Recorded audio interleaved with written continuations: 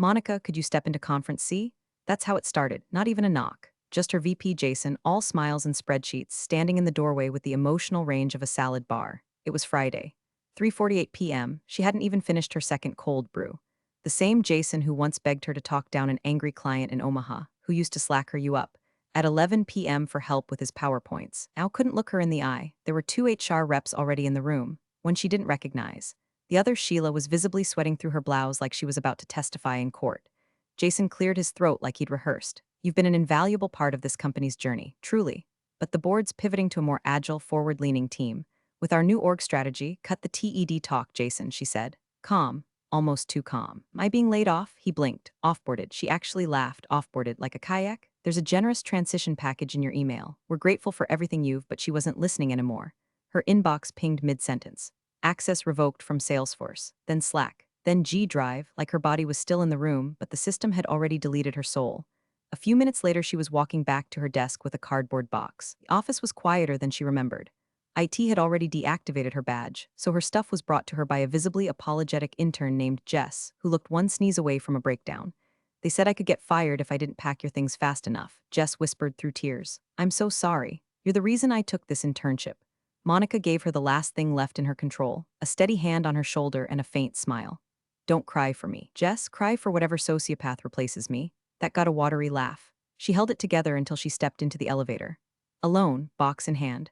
24 years of excellence reduced to a keycard that wouldn't even light up the damn button. If you're still listening, do us a solid. 97% of y'all binge these stories without subscribing.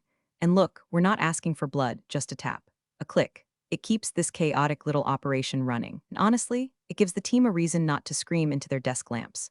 So smash that subscribe button like it just laid you off on a Friday. Back in the lobby, the receptionist, a new girl named Peyton, waved goodbye like Monica was just going on a coffee run. No one else came down, no speech, no cake, just a sterile email from HR and her name removed from the org chart before her Uber even arrived. It wasn't the job. It was the disrespect, the theater of it. 10 years of fixing their flaming garbage fires with nothing but duct tape, red pens, and 20-hour weeks. She was the one who stayed when the CRM crashed, when the backend failed, when their innovation officer pitched TikTok strategies to clients still using fax machines. Monica had carried that place through 3 restructurings, 2 acquisitions, and 1 C-suite scandal involving a suspicious quantity of edibles. Now she was non-essential.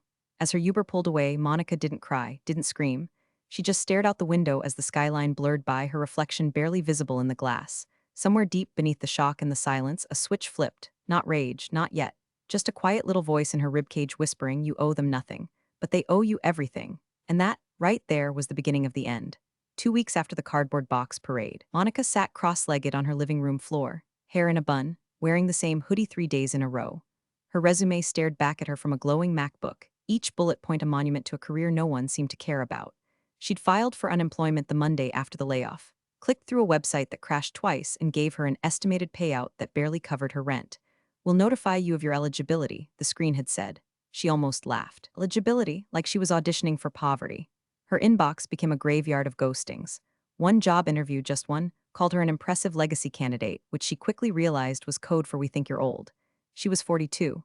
The worst part? She kept refreshing her old company's LinkedIn feed like a masochist. That's how she found out they'd promoted a 29-year-old product manager named Chad, yes, Chad, to replace her. He posted a photo of himself holding a whiteboard marker like it was Excalibur.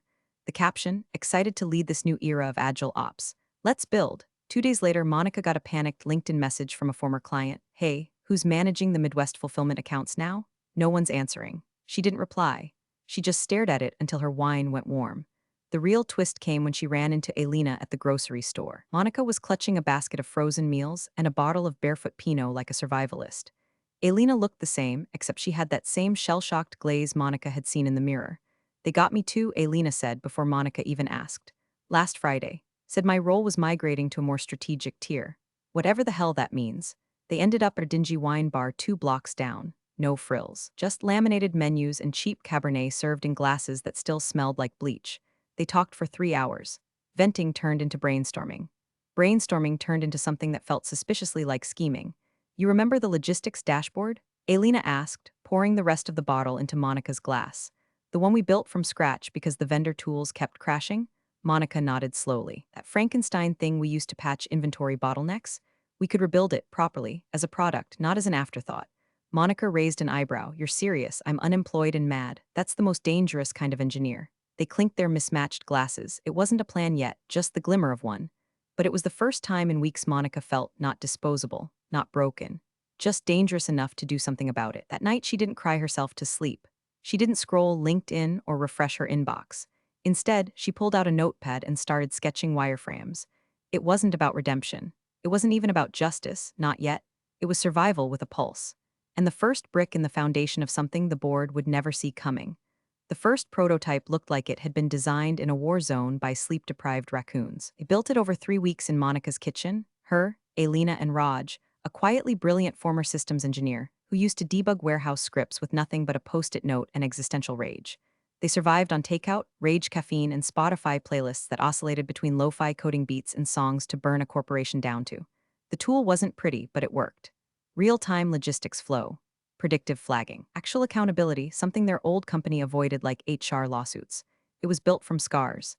Every click solved a pain point they'd once been forced to band-aid with spreadsheets and 4 a.m. Slack threads. Should we name it? Raj asked one night, scraping pad thai into his mouth over Monica's keyboard. Monica shrugged. Let's see if it survives the week. They emailed old clients, 50 of them. Handwritten intros, tailored use cases, a live demo link. Most didn't reply, a few bounced. One sent back, unsubscribed, they almost gave up. Then on a rainy Tuesday, Monica got a reply. Hey Monica, this looks interesting. Can we hop on a call this Friday? It was from Harlan Metzger, the COO of a freight brokerage they'd worked with back in 2020. He'd once called her a wizard with duct tape. She didn't know whether to feel honored or insulted. The demo was glitchy. Raj's screen froze halfway through. Alina's dog barked during her pitch. Monica spilled coffee on her notes 5 minutes before the call, but Metzger didn't blink. He asked real questions, took real notes, said, we've been having some issues since your former team left, then added, almost offhand, and their new platform's a train wreck. Monica's pulse tapped in her throat like it wanted out. He signed a 2-month pilot deal that afternoon. 31 days later, they got a BCC'd email from a procurement officer. Effective immediately, we are terminating our contract with Redacted Corp due to persistent technical outages and unresolved ticket escalations. All future logistics workflows will be managed through our new partner, Redacted Startup LLC. Monica read that line 3 times, then again, and suddenly she felt nothing. Not glee, not rage, just a strange emptiness. Like she'd thrown a punch she'd been holding in for a decade, only to realize the target had already tripped. They didn't toast, didn't brag, they just kept coding. It wasn't personal, not yet, just business. But it was the first crack in the concrete. A single drop of gasoline on the empire that ghosted her. And somewhere in the brittle back alleys of her mind, the spark waited. By the end of Q2, they had 3 clients, real ones. Not pity contracts or friendly favors, but paying accounts with KPIs, usage reports, and feedback cycles brutal enough to shave the rust off any ego. Monica insisted on clean onboarding flows and zero fanfare. No press, no founder features. Her name didn't appear anywhere. The startup was legally registered under Alina's husband, who worked in dental supply chain and didn't fully understand what they were building, only that it involved servers and some kind of revenge. Monica called it stealth mode. Alina called it legal insulation. Raj didn't care what it was called as long as no one asked him to wear pants during Zooms. The tool had grown legs. Clients reported 27% reduction in processing delays. One even called it the first ops tool that doesn't make me want to throw myself into a forklift. High praise in their world. But Monica's eyes weren't just on code anymore. Late nights, long after the commit stopped rolling in and Raj went offline to play Stardew Valley, she'd dig through SEC filings like a woman looking for blood in the water. Her old employer, the same bloated organism that kicked her to the curb on a Friday, had started issuing quarterly reports that read more like bad poetry than financial disclosures. Vague line items, creative revenue deferrals, whole paragraphs about future potential synergies. Monica knew that tone. It was the corporate version of coughing into a napkin and hiding the blood. She dug deeper. Their main logistics vendor had filed a lien. A whispered email chain from a former sales rep mentioned layoffs in regional accounts. Someone on Reddit claimed their internal dashboard had been offline for days. And then there was the lease. She remembered that office lease like a scar. It was a monster. They'd signed during the 2021 return to work hysteria, locking into 10 years of prime real estate with free kombucha taps and an annual rent escalation clause that could murder a small company in its sleep. Monica had warned them. Jason ignored her. Real estate is an asset, he'd said. It shows strength. Yeah, so does a colonoscopy. She pulled the lease records from city filings. Buried in the appendix was a clause about debt-backed acquisition risk and property repossession. If the holding company missed more than 2 quarterly payments on their bundled debt package, particularly if tied to a corporate refinance. The building rights could be triggered for reassignment. That clause wasn't there when she worked there. Someone must have refinanced after her exit. That meant one thing: the wolves were already circling. Monica sat back in her chair, eyes burning from blue light and insomnia. Her cursor hovered over the notes she'd started compiling. Timelines, ownership chains, covenant clauses, contact names. She wasn't building a product anymore, she was building a case. And beneath the spreadsheets and silence, her anger smoldered like a sunken coal, burning colder now, sharper. They thought she'd vanish into consultant limbo or tuck tail into some middle management role. But she hadn't gone away. She'd gone quiet. Tip came wrapped in pleasantries, like all useful corporate poison. Off the record, said Nadia Tran over cocktails at a tech mixer Monica barely wanted to attend. Word is your old shop's trying to offload their Midwest freight division. Quiet sale. Rumors say it's hemorrhaging cash and the board wants it gone before Q4. Monica didn't flinch, just sipped her overpriced gin and nodded like Nadia had just mentioned bad weather. Any idea why? She asked, watching Nadia's earrings swing like tiny metronomes of gossip. They're upside down on their acquisition debt, Nadia said, already distracted by a passing VP. Could be a fire sale soon. Might want to keep an eye on their creditors, just saying. Nadia floated away and Monica stood in that pulsing rooftop glow, mind already shifting gears like a diesel engine rebuilt for war. She didn't sleep that night. She dug, then dug deeper. The debt wasn't just massive, it was structured, chopped into tranches and passed around between 3 hedge funds and one boutique debt group in New Jersey that Monica had worked with back in the days when she still believed in handshakes. The boutique group, Evermill Capital, had once helped finance a regional warehouse expansion. Their managing partner, Harris Kleinfeld, still owed her a favor after she saved his ass during a botched analytics rollout in 2018. She didn't call Harris directly. Too risky? Instead, she had Elena reach out through a consulting shell, Horizon Bridge LLC, legally filed in Delaware under a different EIN. She kept herself air-gapped from the negotiation. Everything ran through proxies. Cold documents, masked emails, strategically delayed responses to make the buyer look smaller, hungrier, and less connected than she actually was. What she wanted wasn't the freight division. That was the red herring. She wanted the debt package that included their central office lease, the same soul-sucking mausoleum where Jason delivered her corporate eulogy over HR handouts. The lease was tucked into a bundled security Evermill had acquired when they bought the company's Series C debt. Nobody thought it was worth much. The company was still making minimum payments. Barely. The breach triggers hadn't activated. Yet, so she made an offer, below market value. Quiet, clean. Evermill was already sniffing for liquidity. They took it. And just like that, Horizon Bridge LLC became the silent owner of a bundled debt product that, buried in legalese and signatures, held a kill switch.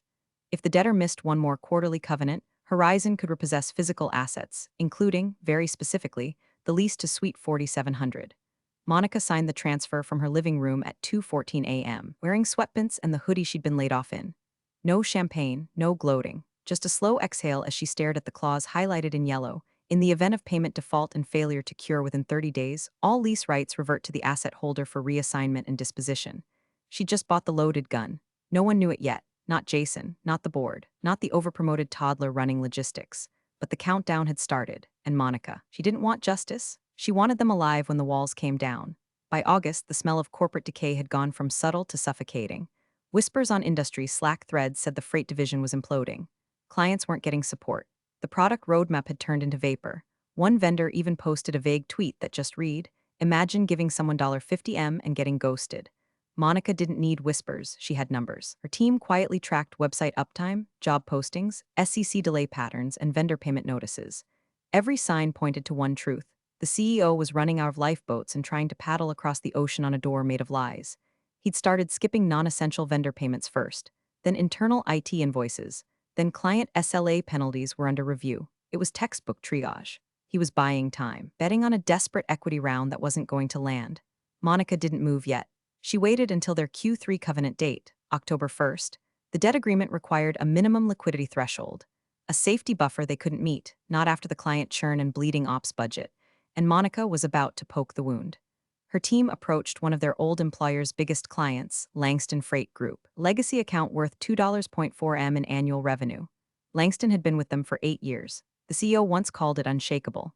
Through her holding company's front-facing sales team, Monica offered Langston the same service for 60% of the cost. Raj built them a custom integration in 3 sleepless nights. Elena repurposed the demo deck and stripped every ounce of fluff. The pitch was surgical, no ego, just numbers. Langston switched. Quietly, no press, no LinkedIn posts. Just a one-line termination clause triggered and a final invoice disputed. Within a week, Monica's old employer missed their Q3 covenant payment. 30 days passed. No cure, no miraculous bridge round, no PR spin.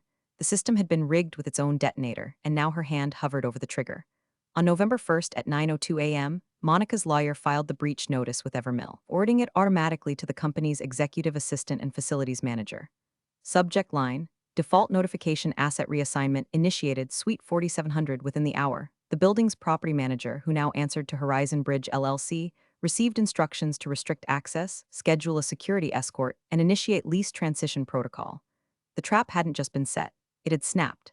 And Monica, she didn't laugh, didn't shout, just sat in silence, coffee in hand, eyes locked on a digital clock as the seconds ticked by.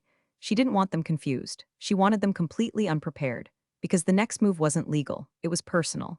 The elevator dinged on the 47th floor like a church bell announcing Judgment Day. Monica stepped out in a pressed blazer and clean jeans, badge around her neck. The property manager, a cheerful guy named Darrell with orthopedic shoes and a clipboard full of keys, greeted her with a chipper. "Miss Lanning, welcome back to Suite 4700. Back." The hallway still smelled like citrus-scented betrayal. Same beige carpet. Same flickering light above the HR closet that she used to joke was haunted by interns past. Her heels echoed with the confidence of a woman who now legally owned the floors they tried to wipe her off of. Darrell opened the glass doors with a master key. "We haven't cleared out all the personal effects yet. You'll see some remnants." She walked past her old department's bullpen. Chad's ergonomic chair still faced the window like it had witnessed the company's slow-motion implosion in silence. A sad-looking ficus wilted beside it, already halfway to hell. In the break room, someone had left a mug that read "World's Okayest CEO." Monica smiled at that. Didn't touch it. Just let the image burn into her memory like a Polaroid dipped in spite. They stepped into the boardroom. That glass box with its 12 white leather chairs and giant touchscreen nobody ever figured out how to use. The same room Jason had summoned her to with the offboarding speech like he was casting her out of Eden for questioning his PowerPoint. Monica stood at the head of the table now. Darrell tapped his tablet. "You're scheduled for access starting Monday. We can fast-track that if you'd like to schedule use." "Oh, I'm scheduling it," she said, and she did. Quarterly offsite, all-hands strategy day. Horizon Bridge LLC, legal holder of Suite 4700. 8:30 a.m. Monday. Attendees 12. Agenda: Q1 expansion and integration pipeline. She signed the facility's request form and handed it back to Darrell. Then she pulled out a small engraved nameplate from her tote bag, brushed steel with black lettering. She walked to the door of the boardroom and, without a word, peeled off the crusty old plaque that still read Jason McCready, Chief Executive Officer. In its place, she pressed hers against the frosted glass. Monica Lanning, Horizon Bridge Operations. It clicked in like a puzzle piece returning to its origin.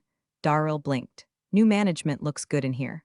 Monica gave a tight nod. "We prefer results over buzzwords." And she left the suite. She didn't look back. No need. The building didn't just belong to her now, it answered to her.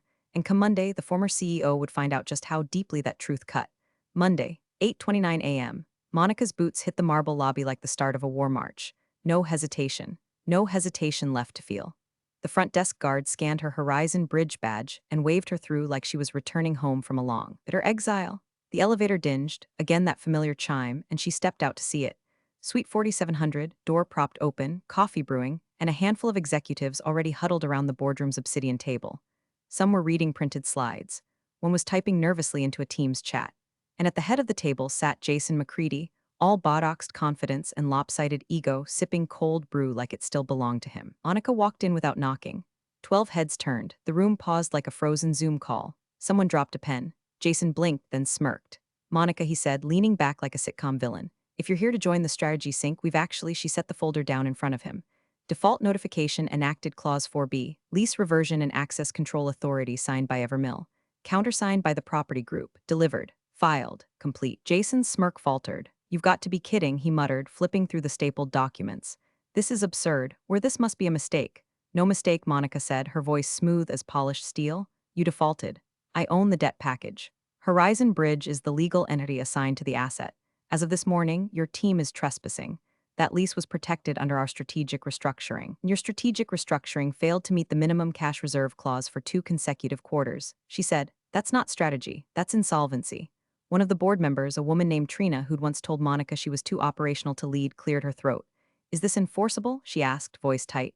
Monica handed her a second copy. "I brought extras." Jason stood, red rising up his neck like a faulty thermometer. "This isn't how we do things. You can't just show up." And he stopped when 2 uniformed security officers stepped into the room, flanking Monica like ghosts with clipboards. One nodded politely to Jason. Sir, we've been instructed to revoke your badge access and escort you off the premises. You can collect your personal items in a labeled bin by end of day. Jason's mouth opened, closed. He looked to the board. No one spoke, no one moved. It was Trina who whispered it, almost involuntarily. Poetic. Jason barked a laugh. You think this is a win? This company will collapse without me. Monica met his eyes, dead calm. It already did. I just turned the lights off. He scoffed, straightened his blazer, and stormed past the officers with a muttered curse that sounded like ungrateful parasite. As he passed Monica, he paused, one final bluff loading on his tongue. She didn't give him the chance, just said, You're blocking the seat. I've got a meeting. He blinked, then walked out, slower than before. The door clicked shut. Monica slid into the chair at the head of the table. The same one where he delivered her corporate death sentence like it was a minor housekeeping note. She opened her laptop. The screen lit up with a Horizon Bridge dashboard, new client integrations, Series B prep, onboarding flow metrics. No applause, no confetti, just quiet, under a satisfaction beneath a perfectly neutral face. The board sat in stunned silence. None of them asked her to leave, and Monica, she didn't need their permission anymore. This was her table now. The news hit the wire before lunch, not from Monica. She didn't need the noise, but someone leaked the foreclosure notice. Maybe a building staffer, maybe a disgruntled junior exec. Either way, within hours, headlines started creeping into inboxes and Slack threads like termites. Tech firm evicted after missed debt covenant, assets reassigned to Horizon Bridge LLC speculators started asking questions. The company's stock dipped 6% by closing bell, then another 2 the next morning. Reddit threads swirled. WTF is Horizon Bridge? Did they just steal their building? No answers. Just silence from the official channels. Monica's startup, meanwhile, didn't say a word. But Series B investors were already circling, dropping offers into encrypted inboxes and NDA-laced Zoom calls. One group valued them at 9x projected ARR. 9 times. All for a tool the board once called duct tape ops. She didn't gloat. Didn't even smile when her phone pinged with the Series B term sheet. Just read it quietly while sipping tea from a chipped mug that still said World's Best Employee, a gift from Jess, intern who once cried when Monica got walked out. Speaking of Jess, she emailed, I saw the news. I knew you'd land on your feet, but this? You made me believe it's okay to be underestimated as long as you make them regret it later. Thank you. Monica replied with a simple, keep receipts, especially the ones they don't think you'll need. And then she closed her inbox. Later that week, at a rooftop event celebrating disruptive logistics, Trina, the same board member who once called her replaceable, approached her with a plastic smile and 2 flutes of champagne. I have to ask, she said lightly. Are you hiring? Monica accepted the glass, didn't sip. I'm always hiring people who didn't vote to offboard me on a Friday, she said, meeting her eyes without a shred of a grin. Trina chuckled. Fair. Monica walked away before the awkward silence caught up. The next morning, she returned to suite 4700 alone. It was quiet. No staff yet, just the hum of servers and sunlight bleeding through the blinds. She stood by the floor-ceiling windows, watching the lot below. Jason was down there, alone, wrestling with a duffel bag and a box that looked heavier than his pride. His car, a leased Mercedes he used to call the Closer, sat half-crooked in the visitor spot, hazard lights blinking like a dying signal flare. Watch without blinking, not with hate, that had evaporated somewhere between the legal filing and the second client integration. This wasn't vengeance, it was closure, clean and unceremonious. The kind you only get when you rebuild what they tried to bury. No forgiveness, no grand speech, just the quiet power of never needing to hear you're essential again. She turned from the window, sat at her desk, and opened her laptop. The sun kept rising, whether he watched it or not. This story hit me hard, because it reminds you that professionalism isn't about turning the other cheek. It's about knowing your worth, playing the long game, and letting facts, not fury, burn down the empire that tried to erase you. Some exits aren't escapes, they're entries into the next level. Big thanks for watching, you sneaky seniors. Subscribe to keep the coffee pot brewing revenge. Your ex-colleagues won't know what hit him.